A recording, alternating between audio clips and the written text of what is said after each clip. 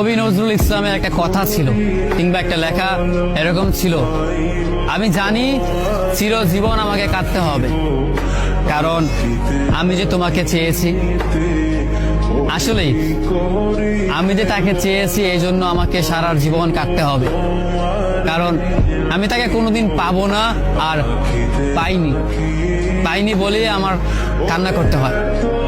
তাকে আমি প্রচন্ড ভালোবাসি বলেই আমার কান্নাটা আসে, তাকে আমি আমার করে পাইনি বলেই আমার কষ্টটা হয়। কবি নজরুল ইসলামের লেখাটা খুব দারুণ ছিল। আসলেই তাকে পাইনি বলে আমাকে সারা জীবন কান্না করতে হবে। যদি সে আমার এই ভালোবাসাটা বুঝতো, আমার এই অসীম ভালোবাসাটা বুঝে আমাকে একটু বলতো যে আমি অন্যদের মতো কখনোই তোমাকে ছেড়ে যাব না, তাহলে বিশ্বাস করুন পৃথিবীতে হয়তো আমার চাইতে সুখী মানুষ আর কেউ হতে পারতো না।